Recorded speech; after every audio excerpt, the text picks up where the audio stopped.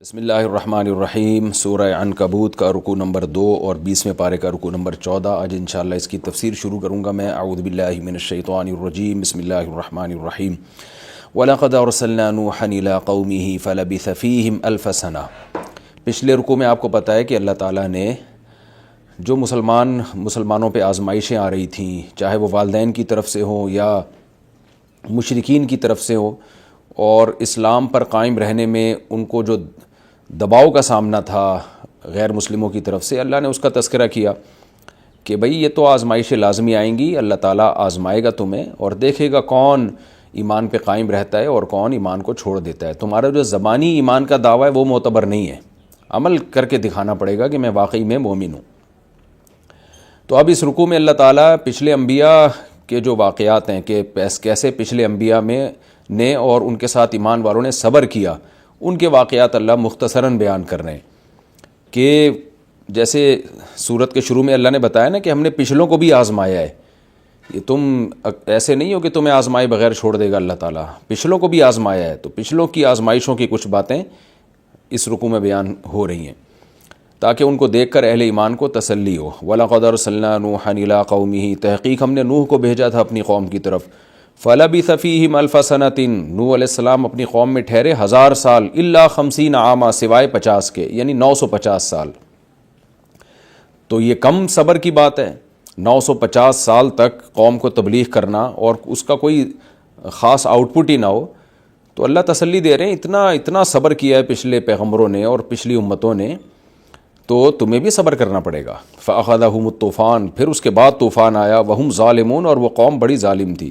فَأَنْجَيْنَاهُ، ہم نے نوح کو نجات دی، وَأَصْحَابَ السَّفِينَةِ، اور کشتی والوں کو، وَجَعَلْنَاهَا آیَةً لِّلْعَالَمِينَ، اور ہم نے اس کو ایک عالمین جہان والوں کے لیے نشانی بنا دیا، اس کشتی اور کشتی سے متعلق واقعے کو۔ تو یہ نشانی یہی ہے کہ بھئی بہت اللہ تعالیٰ پہلے آزماتے ہیں، اس کے بعد فتوحات کے دروازے کھلتے ہیں۔ اسی طرح ابراہیم علیہ السلام اور قوم کے جو مکالمے ہوئے، کس طرح بہترین مضبوط دلائل ابراہیم علیہ السلام نے قوم کو دیے، لیکن قوم کی طرف سے کیا کچھ نہیں ہوا، آگ میں ڈال دیا گیا ان کو۔ تو ابراہیم علیہ السلام نے صبر کیا۔ وَإِبْرَاهِيمَ، ابراہیم کا واقعہ بھی یاد کرو، اِذْ قَالَ لِقَوْمِهِ اعْبُدُوا اللَّهَ وَاتَّقُوهُ، کیسی پیاری بات کی تھی ابراہیم علیہ السلام نے، بالکل 2 اور 2 4 کی طرح درست بات تھی۔ اپنی قوم سے کہا اللہ کی عبادت کرو، اس سے ڈرو۔ ذَلِكُمْ خَيْرٌ لَكُمْ، اس میں تمہاری بہتری ہے، میں تمہارے فائدے کے لیے یہ باتیں کر رہا ہوں۔ إِن كُنتُمْ تَعْلَمُونَ، اگر تم جانتے ہو۔ اور تم جو معبودوں بتوں کی عبادت کر رہے ہو نا، انما تعبدون من دون اللہ اوثانا، تم تو نرے پتھروں کے بنے ہوئے بتوں کو پوج رہے ہو، کوئی خدا تھوڑی ہے، یہ محض ایک بت ہیں اور کچھ ان کی حیثیت اس سے زیادہ کچھ بھی نہیں ہے۔ وتخلقون افکا، اور جھوٹ گڑھ رہے ہو۔ وہ جھوٹ کیا کہ بھئی یہ نیک لوگ تھے، نیک بزرگ تھے، جب یہ مر گئے تو ہم نے ان کی علامتیں رکھ دی ہیں، تو اللہ چونکہ ان بزرگوں سے خوش تھا، تو جب ہم ان کے سامنے جھکیں گے تو مرادیں اللہ پوری کرے گا ہماری، اور اللہ ان کے ذریعے پوری کرے گا۔ اللہ نے ان کو اختیارات دے رکھے ہیں۔ تو یہ ایک گڑھی ہوئی چیز تھی جس کی کوئی دلیل نہیں تھی ان کے پاس۔ میں بار بار کہتا ہوں نا، دنیا میں جو شرک ہوتے ہیں وہ اسی بیس پہ ہوتے ہیں کہ بھئی یہ اللہ کے نیک بندے ہیں، تو اللہ ان میں اور ہم میں پھر فرق کیا ہو گیا، ان کو کچھ تو اختیارات اللہ نے دیے ہیں نا، تو اللہ کہتا ہے بھئی میں نے دیے ہی نہیں کسی کو کوئی اختیارات۔ تو وتخلقون افکا، تم جھوٹ گھڑتے ہو، تمہارے پاس ان دعووں کی کوئی دلیل نہیں ہے۔ ان الذین تعبدون من دون اللہ، تم جو اللہ کو چھوڑ کر جن کی عبادت کرتے ہو، لا یملکون لکم رزقا، وہ تمہارے لیے روزی کے مالک نہیں ہیں۔ پکارتے رہو ان کو، جیسے آج مزاروں پہ جاتے ہیں، یہ ہندو مندروں میں جاتے ہیں، یہ مشرکین مزاروں پہ جاتے ہیں نا، مزار میں جا کے اولاد ملے گی، مزار میں جائیں گے تو بے روزگار کو روزگار ملے گا، تو اس کو کیا کہا جائے گا؟ بھئی یہ مالک نہیں ہیں، ان کے پاس اختیارات نہیں ہیں، نہ اولاد دینے کے نہ روزگار دینے کے۔ فَابْتَغُوا عِندَ اللَّهِ الرِّزْقَ، اللہ کے پاس روزی تلاش کرو۔ اللہ مسجدوں میں ملتا ہے، مزاروں پہ نہیں ملتا، اللہ مندروں میں نہیں ملتا، اللہ ان جگہوں پہ ملتا ہے جہاں صرف اللہ کو پکارا جاتا ہے، اور وہ مسجدیں ہیں۔ آج کل تو مسجدوں میں بھی اللہ کے علاوہ کو پکارا جانے لگا ہے، تو ان مسجدوں کی بات ہو رہی ہے جہاں صرف اللہ کو پکارا جاتا ہے۔ وَاعْبُدُوهُ، اور اسی کی عبادت کرو، وَاشْكُرُوا لَهُ، اور اس کا شکر ادا کرو۔ یہ اس کا عبادت کرنا ہی اس کا شکر ہے، اس کی عبادت کرنا ہی اس کا شکر ہے۔ إِلَيْهِ تُرْجَعُونَ، تم جاؤ گے بھی لوٹ کر اسی کی طرف۔ اس میں بتا دیا کہ اگر تم عبادت نہیں کرو گے نا، تو صرف یہ نہیں کہ تمہیں تمہاری مرادیں پوری نہیں ہوں گی، بلکہ سزا بھی ملے گی، کیونکہ اس کو آگے جا کے تم نے جواب بھی دینا ہے۔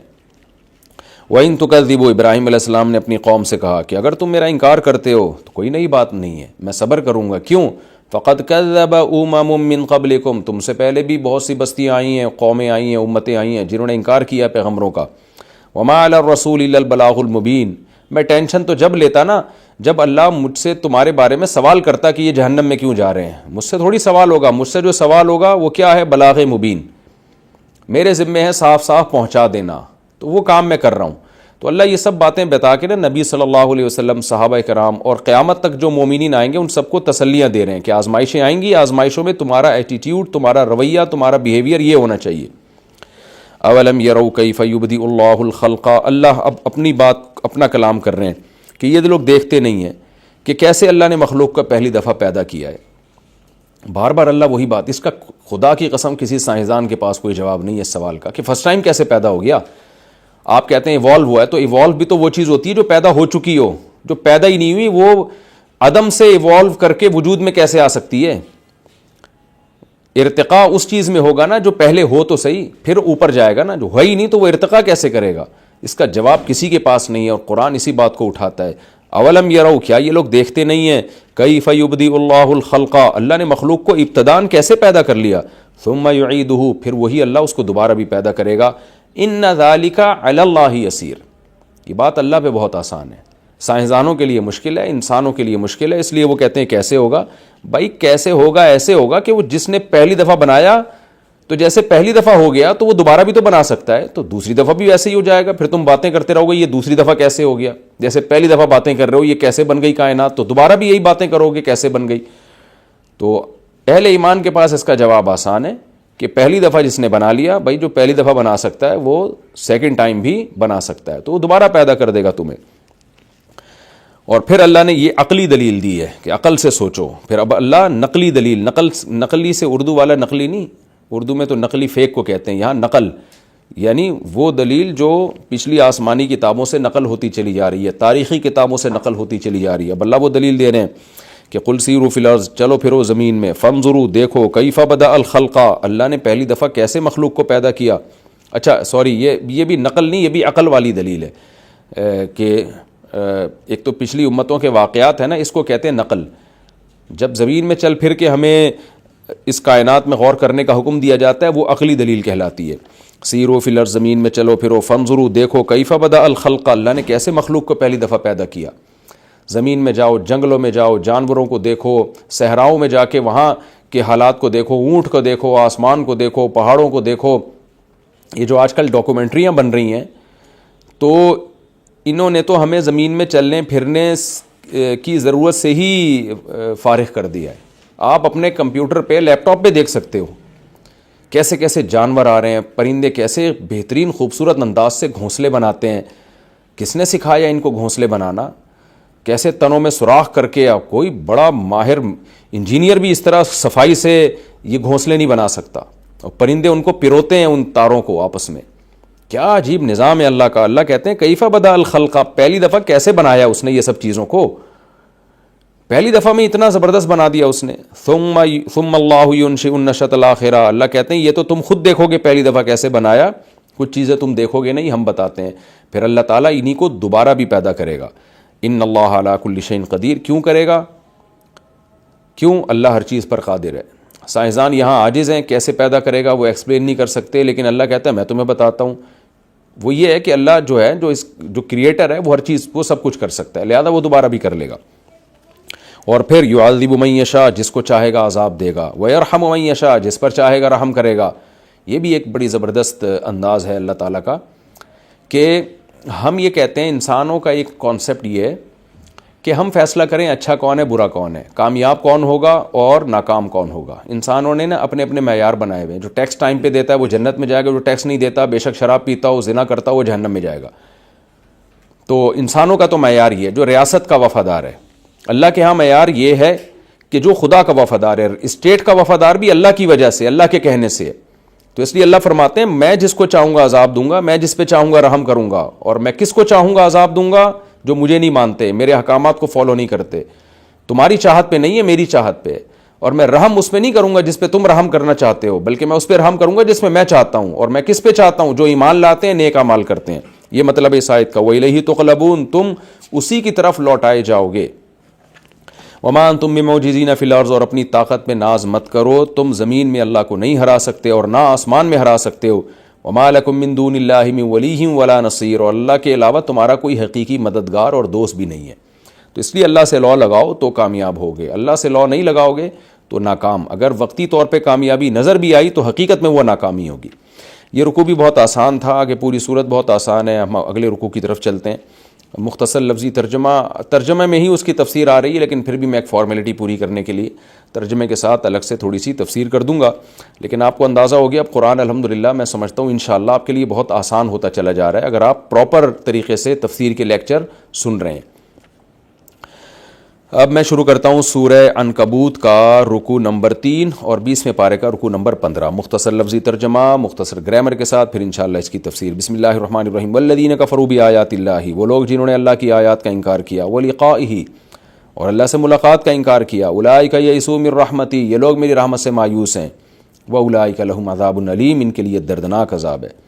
فما کان جواب قومہ، پس نہیں تھا ان کی قوم کا جواب، یعنی ابراہیم علیہ السلام کی قوم کا جواب نہیں تھا، الا ان قالوا، مگر یہ کہ وہ یہ کہنے لگے، اقتلوہ، ابراہیم کو قتل کرو، او حرقوہ، یا اس کو جلا دو، حرق یحرق تحریقا، آگ میں جلانا۔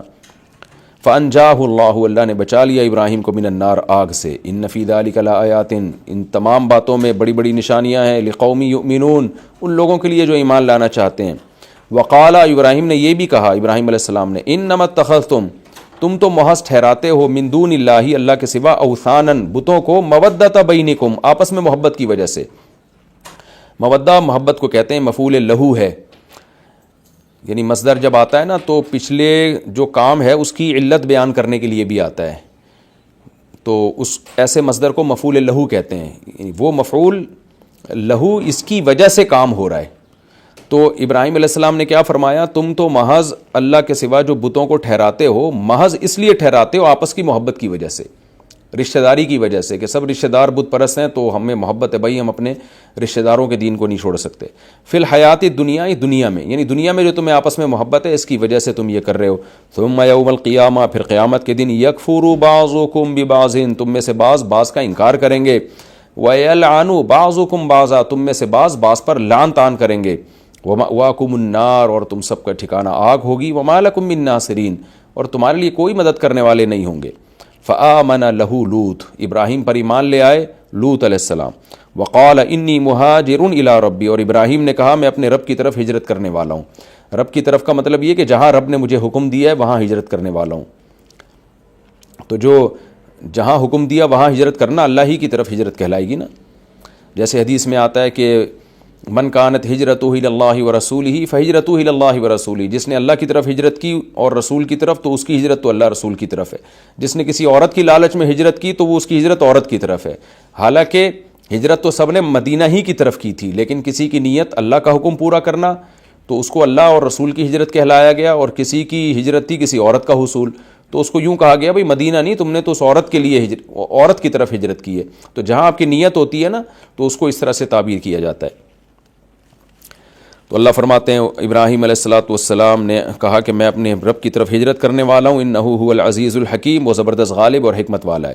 ووهبنا له اسحاق ویعقوب، ہم نے ابراہیم کو ہبہ کیا اسحاق اور یعقوب، وجعلنا فی ذریته النبوہ، اور بنا دی ہم نے ابراہیم کی ذریت میں نبوت کو، والکتاب، اور کتاب یعنی آسمانی کتاب بھی انہی کی اولادوں میں رکھی۔ وآتیناہ اجرہ فی الدنیا، ہم نے دنیا میں بھی ان کو ان کے اجر کا بدلہ دیا، یعنی اجر دیا کا مطلب بدل اجرہ، جزاء اجرہ، جزا کا لفظ محذوف ہے یہاں پہ، ان کے اجر کی جزا دی۔ وَإِنَّهُ فِي الْآخِرَةِ لَمِنَ الصَّالِحِينَ، اور آخرت میں بھی آپ نیک لوگوں میں شمار ہوں گے، اچھے لوگوں میں۔ وَلُوطًا، اور لوط کو بھی یاد کریں، اذ قال لقومه، جب لوط نے اپنی قوم سے کہا، انکم لتأتون الفاحشۃ، بے شک تم لوگ فاحشہ کی طرف آتے ہو، یعنی فاحشہ کا ارتکاب کرتے ہو۔ عطا کا معنی ارتکاب کرنا بھی ہوتا ہے۔ ما سبقکم بها من احد من العالمین، جہان والوں میں کوئی ایک بھی ایسا نہیں ہے جس نے تم پہ سبقت کی ہو اس برائی میں، یعنی آج تک آدم علیہ السلام کے زمانے سے لے کے اب تک کوئی ایک فرد بھی ایسا نہیں ہے جس نے یہ کام کیا ہو، یہ لڑکوں سے بدفعلی والا کام، تو ایسی برائی کی تم بنیاد رکھ رہے ہو۔ انکم، کیا تم، لتأتون الرجال، تم مردوں کے پاس آتے ہو، وتقطعون السبیل، اور راستوں کو کاٹتے ہو. یہ عربی میں قطع طریق یا قطع سبیل ڈکیتی کو کہتے ہیں، یعنی ڈکیتیاں کرتے ہو، لوٹتے ہو لوگوں کو. وتاتون فی نادیکم المنکر، نادی کہتے ہیں مجلس، اور اپنی مجلس میں منکر کا ارتکاب کرتے ہو، برائیوں کا ارتکاب کرتے ہو.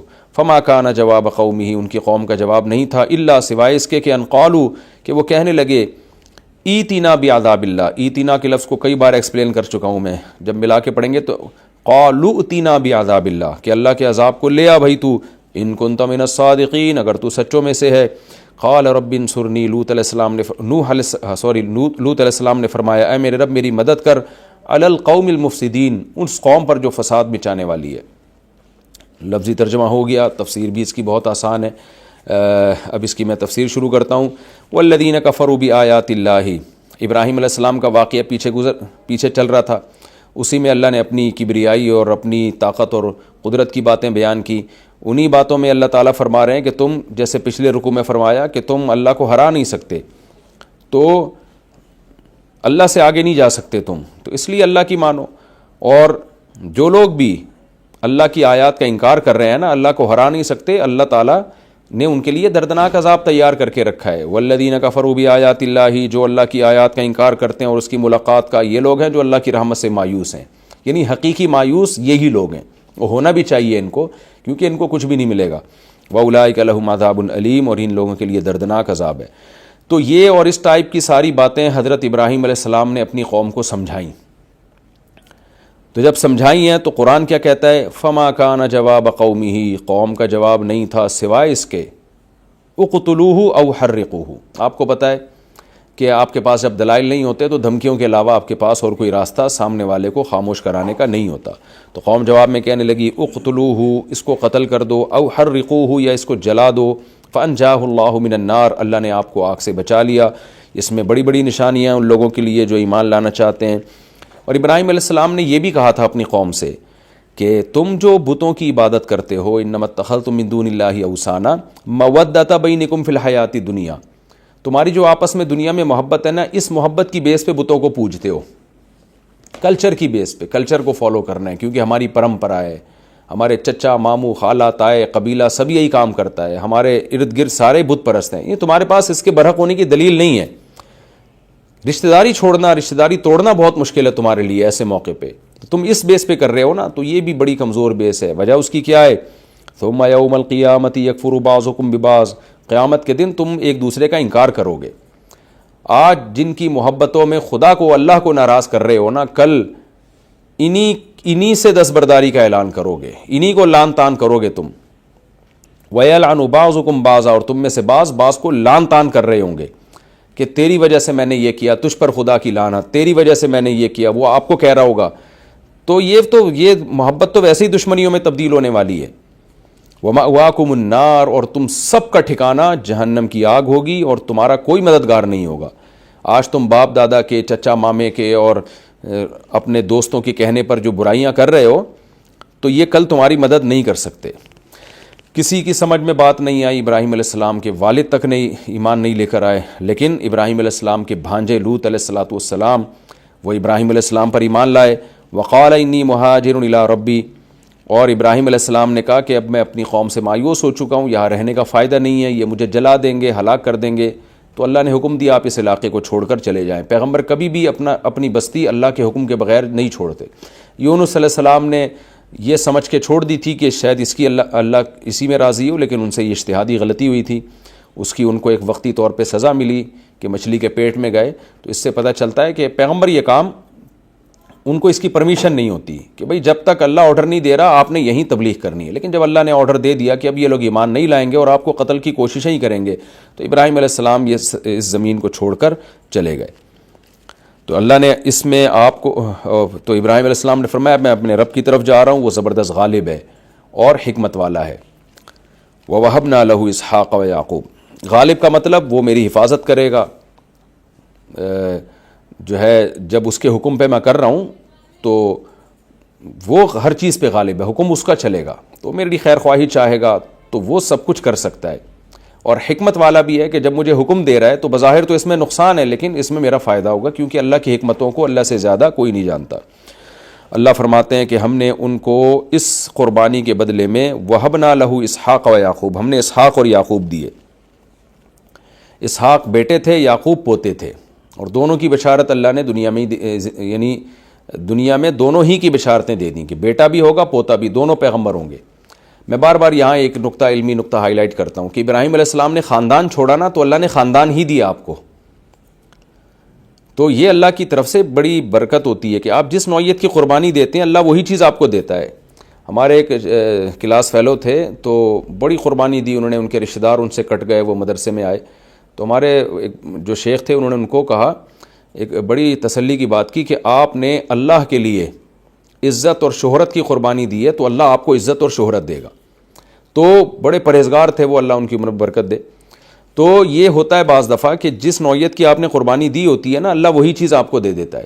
تو ابراہیم علیہ السلام نے خاندان چھوڑا نا، تو اللہ نے آپ کو پرہیزگار خاندان دے دیا، پیغمبروں کا خاندان دے دیا کہ آپ کا بیٹا بھی اسماعیل بھی پیغمبر، یا اسحاق بھی پیغمبر، یعقوب بھی پیغمبر، یعقوب کا بیٹا یوسف بھی پیغمبر۔ تبھی صحیح بخاری کی حدیث ہے، آپ صلی اللہ علیہ وسلم نے فرمایا نسب کے اعتبار سے سب سے افضل، حدیث کا مفہوم بیان کر رہا ہوں، یوسف علیہ السلام ہے، کیونکہ یوسف جو تھے، یوسف علیہ السلام خود بھی پیغمبر، ان کے والد یعقوب علیہ السلام بھی پیغمبر، ان کے والد اسحاق علیہ السلام بھی پیغمبر، اور ان کے والد ابراہیم علیہ السلام بھی پیغمبر، یعنی ابا بھی خود بھی پیغمبر، والد بھی پیغمبر، دادا بھی پیغمبر، اور پردادا بھی پیغمبر۔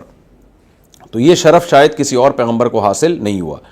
تو کریم ابن کریم ابن کریم ابن کریم، اس طرح رسول اللہ صلی اللہ علیہ وسلم نے فرمایا۔ تو یہ اللہ نے ابراہیم علیہ السلام پر فضل کیا کہ بیٹا بھی پیغمبر، پوتا بھی پیغمبر، پوتے کا بیٹا بھی پیغمبر۔ کیوں؟ آپ نے اللہ کی خاطر قربانی دی۔ تو نکاح کیے پھر ابراہیم علیہ السلام نے، اور اللہ نے آپ کو اولاد دی۔ تو اس سے ایک تو یہ ہمیں نقطے کے بعد پتہ چلتی ہے، جس نوعیت کی قربانی ہوگی اللہ وہی چیز آپ کو لوٹا دیتا ہے، زیادہ اچھی طرح کر کے۔ جیسے نبی نے مکہ چھوڑا نا، تو اللہ نے اسی مکہ میں فاتح بن کے آپ کو داخل کیا۔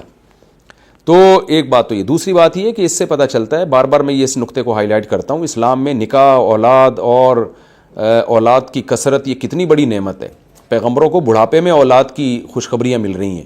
اللہ نے یہ نہیں کہا کہ میں آپ کو پیسہ دے دوں گا، دولت دے دوں گا۔ حضرت مریم کو بھی اولاد کی خوشخبری، آل عمران کو بھی اولاد کی خوشخبری، ابراہیم علیہ السلام کو بھی اولادوں کی خوشخبریاں۔ تو یہ خاص بات ہے کہ زکریا علیہ السلام کو اولاد کی خوشخبری۔ تو اللہ کی نظر میں اولاد بہت بڑی نعمت ہے، جس اولاد کو روکنے کا آج فیملی پلاننگ والے ہمیں حکم دے رہے ہیں، کیونکہ یہ جن تحریکوں کے ان کے پیچھے جو تحریکیں وہ قرآن و سنت کو نہیں مانتے، اللہ رسول پیغمبروں کو نہیں مانتے، وہ مادہ پرست لوگ ہیں۔ وہ سمجھتے ہیں کہ دنیا میں بچے زیادہ آ گئے تو ہمارے حصے کی روزی کھا لیں گے، روزی کے ٹھیکیدار وہ خود بنے ہوئے ہیں۔ تو یہ چیزیں قرآن و سنت کے خلاف ہیں۔ تو قرآن اولاد کو بہت بڑی ایک نعمت اور رحمت قرار دے رہا ہے۔ تو اللہ تعالیٰ فرماتے ہیں کہ ہم نے ان کو ہبہ کر دیے اسحاق اور یعقوب، اور ہم نے ان کی ذریت میں نبوت جاری کر دی، والکتاب، اور کتاب سے اس میں جنس مراد ہے، ایک کتاب نہیں، یعنی نفس کتاب۔ وہ کیا ہوا ہے کہ ابراہیم علیہ السلام کی اولاد میں ہی پھر آگے زبور ملی داؤد علیہ السلام کو، انجیل ملی عیسیٰ علیہ السلام کو، تورات ملی حضرت موسیٰ علیہ السلام کو، اور بھی آسمانی صحیفے نازل ہوتے رہے۔ تو ہم نے انہی کی ذریت میں نبوت اور کتاب کو جاری کر دیا۔ یہی وجہ ہے کہ اس کے بعد جتنے پیغمبر آئے ہیں سارے ابراہیم علیہ السلام کی اولاد میں آئے ہیں۔ بہت بڑی قربانی تھی ابراہیم علیہ السلام کی۔ وَآتَيْنَاهُ أَجْرَهُ فِي الدُّنْيَا، ہم نے ابراہیم کو دنیا میں بھی اجر دیا۔ دنیا میں اجر کیا؟ کہ جو آپ کو نیک بیوی ملی حضرت ہاجرہ، جنہوں نے اللہ کے لیے قربانی دی، نیک اولاد ملی، اور پھر ابراہیم علیہ السلام کا نام جو زندہ رہا قیامت تک، عیسائی ہوں، یہودی ہوں، مسلمان ہوں، سب ان کا نام احترام سے لیتے ہیں۔ یہ دنیا کا اجر ہے۔ وَإِنَّهُ فِي الْآخِرَةِ لَمِنَ الصَّالِحِينَ، آخرت میں بھی آپ کا شمار نیک لوگوں میں ہوگا، بلکہ نیکوں کے سرداروں میں ہوگا۔ وَلُوطًا إِذْ قَالَ لِقَوْمِهِ، لوط کا بھی تذکرہ کیجئے۔ میں نے بتایا نا یہ، کیونکہ اس سورت کے شروع میں اللہ نے بتایا کہ تمہیں آزمائشوں میں ڈالا جائے گا اور آزمائشوں میں تم نے صبر کرنا ہے۔ تو اللہ پچھلی امتوں کے واقعات اس لیے بیان کر رہے ہیں کہ دیکھو ان لوگوں نے کیسی کیسی آزمائشیں اٹھائی ہیں، تو ان کو دنیا میں بھی اجر ملا، آخرت میں بھی۔ تو اب اللہ لوط علیہ السلام کا واقعہ بیان کرتے ہیں۔ اذ قال لقومه، جب اپنی قوم سے کہا، انکم لتاتون الفاحشہ، تم بے حیائی کا ارتکاب کرتے ہو، ما سبقکم بها من احد من العالمین، وہ برائی جو اب سے پہلے کسی نے بھی نہیں کی ہے۔ دیکھیں برائی ہوتی ہے، چاہے پہلے کسی نے کی ہو یا نہیں کی ہو، لیکن وہ برائی جو پہلے کسی نے نہیں کی وہ زیادہ بڑی برائی اس لیے ہوتی ہے کہ آپ اس کی بنیاد رکھ رہے ہیں، آپ کو دیکھا دیکھی لوگ شروع کر دیں گے۔ تو بار بار جو لوط علیہ السلام اپنی قوم کو کہتے تھے نا، ہمیشہ جب بھی یہ واقعہ آیا ہے تو لوط علیہ السلام نے یہ کہا وہ کر رہے ہو جو پہلے کسی نے نہیں کیا. اس سے دو مقصد ہوتے ہیں. ایک مقصد تو یہ کہ تم بڑے مجرم ہو کیونکہ تم اس برائی کی بنیاد رکھ رہے ہو دنیا میں. دوسری بات یہ کہ یہ تو نیچر کے بالکل خلاف ہے. انسان سے زنا اگر ہوتا ہے تو اس میں یہ کہا جائے گا کہ اس کا طریقہ غلط ہے عورت کے پاس جانے کا. مرد کی رغبت عورت کی طرف یہ نیچرل ہے، یہ کوئی انسان کے گندے ہونے کی علامت نہیں ہے. اور عورت کی مرد کی طرف رغبت یہ نیچرل ہے، یہ کوئی عورت کے گندے ہونے کی علامت نہیں ہے. ہاں اس کا ایک طریقہ رکھا ہے کہ بھئی ایک طریقہ ہے، گدے گھوڑوں کی طرح مت جاؤ بلکہ نکاح کر کے جاؤ. جیسے روٹی دیکھ کے بھوک لگنا یہ نیچرل ہے. اب چوری کر کے کھاتے ہو برا عمل ہے، حلال طریقے سے خرید کے کھاتے ہو جائز عمل ہے. یہی نکاح اور زنا میں فرق ہے. لیکن اتنی بات بہرحال ہے کہ زنا ہو یا نکاح ہو، عورت کی طرف رغبت یہ نیچرل ہے. تو اس لیے زانی کو یہ نہیں کہا جائے گا وہ جرم کر رہے ہو جو پہلے کسی نے کیا ہی نہیں ہے. بھائی یہ تو پہلے بھی لوگوں سے ہوا ہے یہ کام، جن کو سزائیں ملی ہیں اور ان کو حدود جاری کی گئی ہیں. کچھ کو کے معاملے پہ اللہ نے پردہ ڈالا، انہوں نے اللہ سے گڑ گڑا کے توبہ کر لی، اللہ نے معاف کر دیا. کچھ کو اللہ آخرت میں، جنہوں نے توبہ نہیں کی، آخرت میں اللہ سزا دے کے بخش دے گا، ان کو جہنم کی آگ میں ڈالے گا پھر بخش دے گا سزا دینے کے بعد. لیکن یہ جو لڑکوں سے بدفعلی والا جرم ہے یہ تو نیچرل ہے ہی نہیں. یہ تو جو جان کر گندا کر کے اور جو ہے وہ برا سوچ کے اپنے اوپر اس برائی کو مسلط کرتا ہے پھر اس کا عادی بنتا ہے. تو اس کی تو کوئی لاجک بنتی نہیں ہے. تو اس لیے لوط علیہ السلام بار بار یہ کہتے تھے یہ جرم تو کسی نے کبھی کیا ہی نہیں ہے. اس لیے نہیں کیا کہ اس کا تو نیچر سے کوئی تعلق ہی نہیں ہے، فطرت اس کا انکار کرتی ہے. یعنی بڑے بڑے عیاش لوگ بھی تم سے پہلے پیدا ہوئے، بڑی بڑی عیاش قومیں پیدا ہوئی ہیں، وہ بھی یہ کام نہیں کرتی تھی. اس لیے کہ وہ بھی سمجھتی تھی کہ یار یہ ایسے ہی ہے جیسے کوئی گوں کھا رہا ہو. لوگوں نے شرابیں بھی پی ہیں، لوگوں نے نشے کے لیے جو ہے وہ حتیٰ کہ لوگوں نے پیسوں کی لالچ میں قتل بھی کیے ہیں. لیکن کبھی ایسا نہیں ہوگا کہ عیاشی کے لیے گوبر کھانا شروع کر دے کوئی، تو اس کو تو کہا جائے گا بھی یہ تو بہت ہی انسانیت سے گر گیا ہے. تو بالکل ایسے ہی ہے کہ لڑکوں سے بدفعلی ایسے جیسے کوئی گوبر کھا رہا ہو، اس میں تو رغبت ہی نہیں ہوتی. تو یہ کام وہی کرے گا جس نے پہلے اپنے نفس پہ پتھر رکھ کے پیسوں کی لالچ یا کسی لالچ میں اس غلاظت کا اپنے آپ کو عادی بنایا. جیسے کسی کو گوبر دے دیا جائے کھانے کے لیے اور کہا جائے اتنے پیسے دوں گا تو یہ کھا لے، تو پیسوں کی لالچ میں وہ گند کھانا شروع کر دے اور تھوڑے دنوں میں اس کو گند کی عادت پڑ جائے.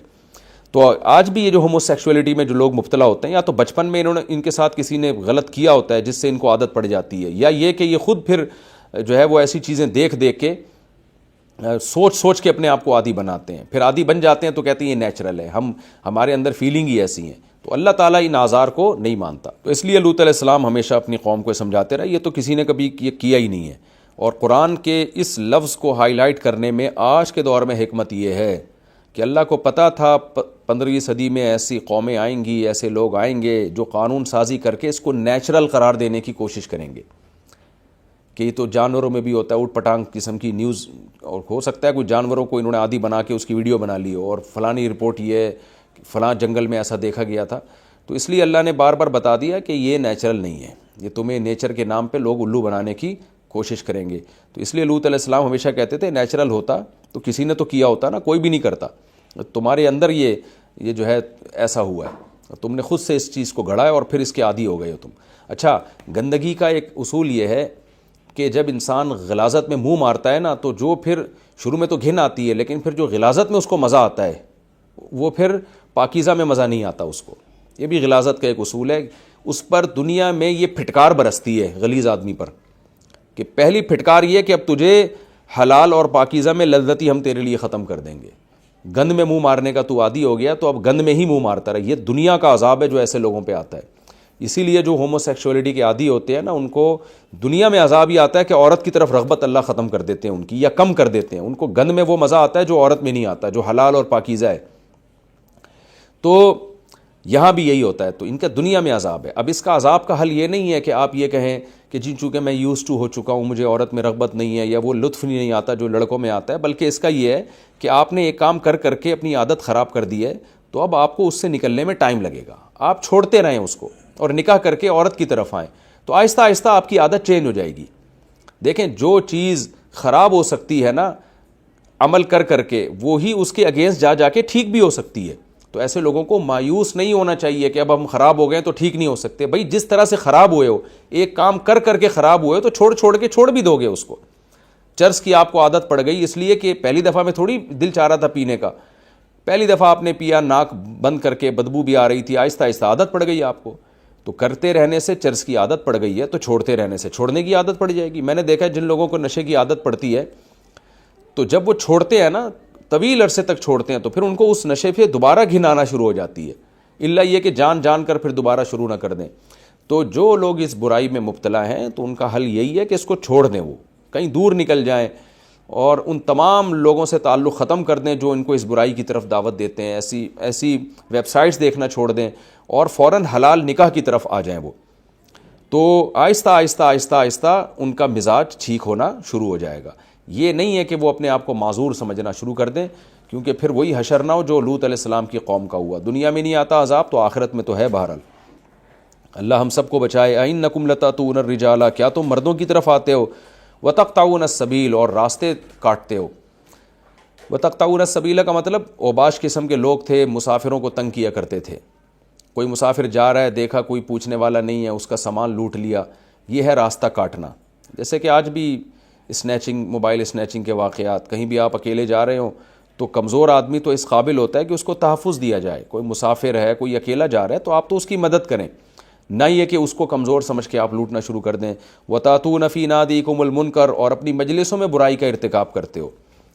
جب انسان کوئی برائی کرتا ہے تو کبھی چھپ کے کرتا ہے. وہ ایک تو یہ طریقہ ہے، وہ بھی برائی ہے، لیکن اوپنلی کر رہا ہو تو اس سے تو برائی پروموٹ ہوتی ہے. تو یعنی کھلے عام برائیاں کر رہے ہوتے ہیں. اب اس سے کون سی برائی مراد ہے؟ قرآن و حدیث میں کوئی واضح ہمیں اس بارے میں روایت نہیں ملتی. بعض مفسرین اس طرف گئے ہیں کہ یہی لڑکوں سے بدفعلی یہ کھلے عام کرتے تھے. ایک تو یہ ہے.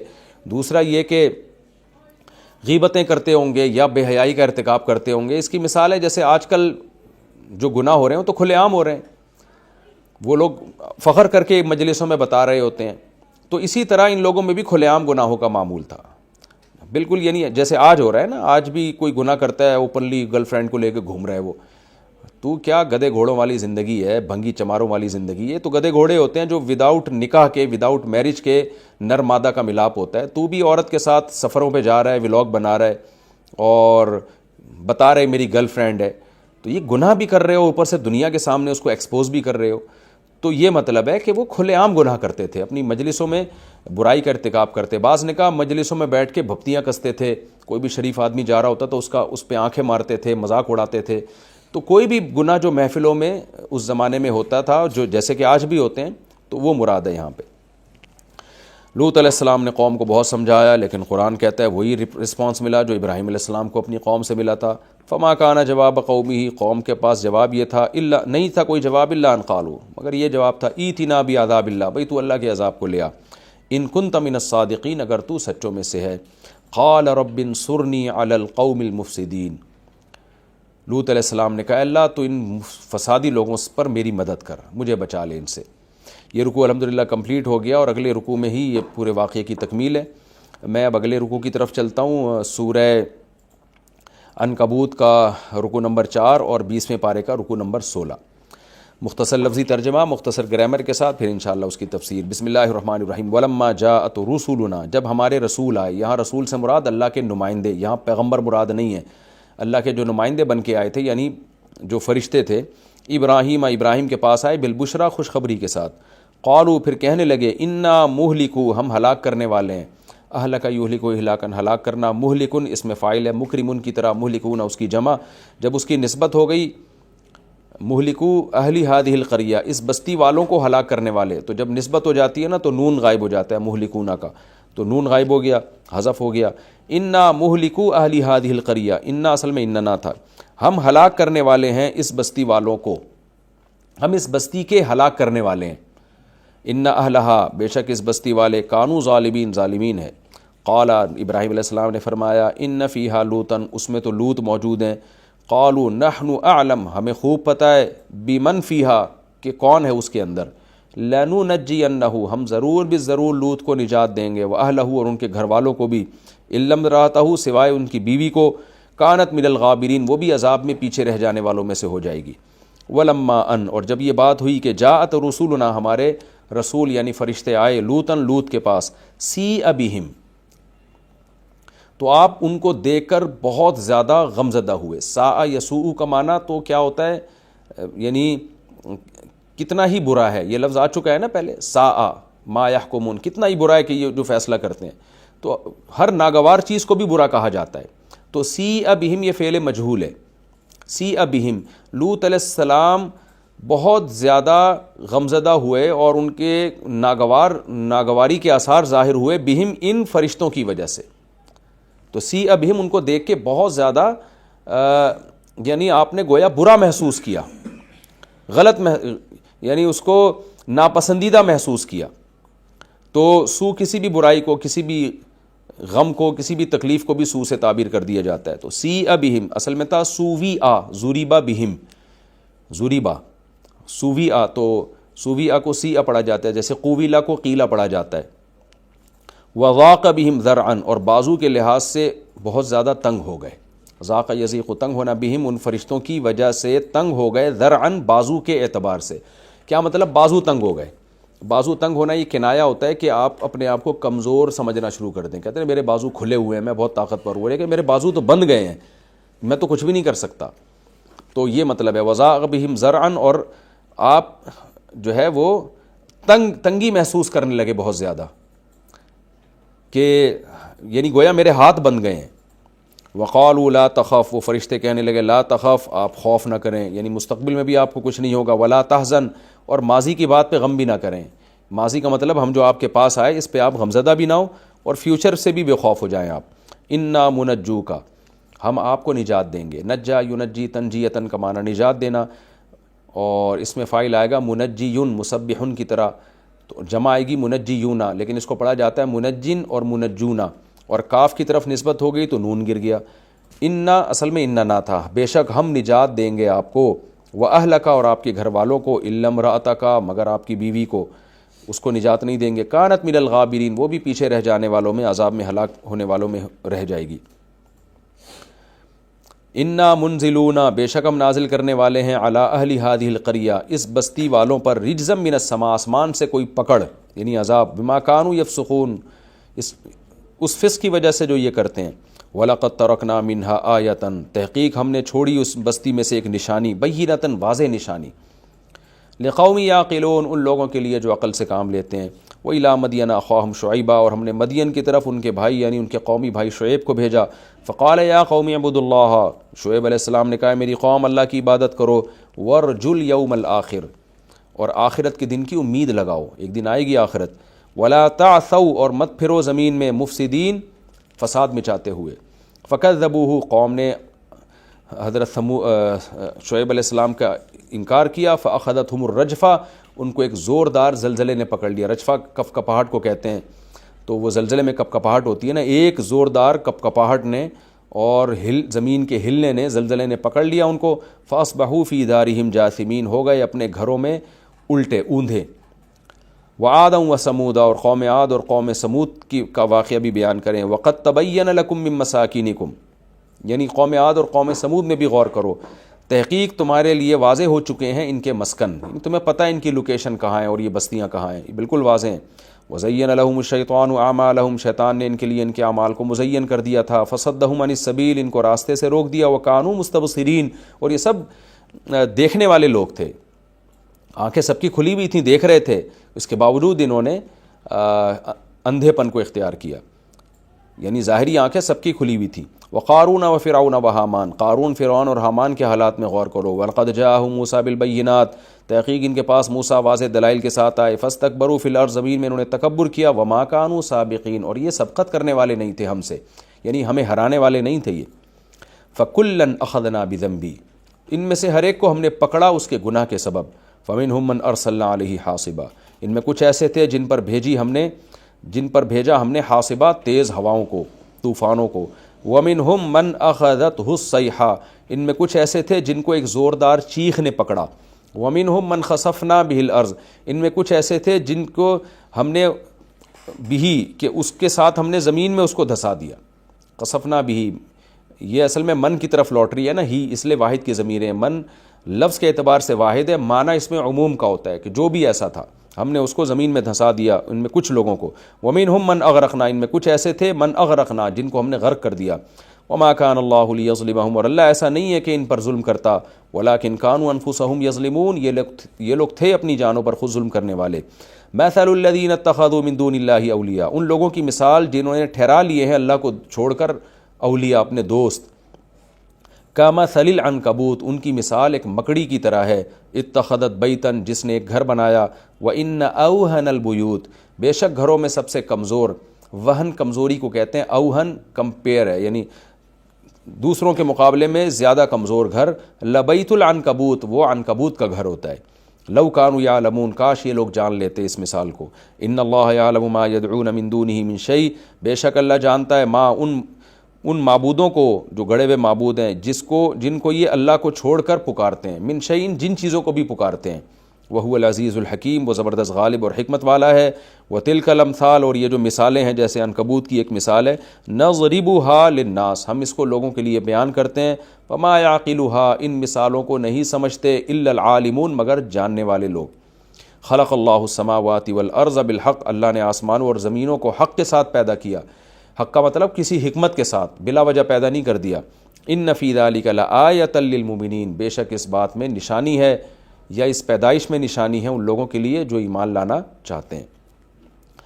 اس کا لفظی ترجمہ مکمل ہو گیا۔ اب انشاءاللہ میں اگلے ایپیسوڈ میں اس رکوع کی تفسیر پیش کروں گا، یعنی 20ویں پارے کا 16واں رکوع اور آخری رکوع، اور سورہ عنکبوت کا 4تھا رکوع، اس کی انشاءاللہ میں تفسیر پیش کروں گا، اور اس کے بعد ہمارے 20 پارے الحمدللہ شروع کے مکمل ہو جائیں گے۔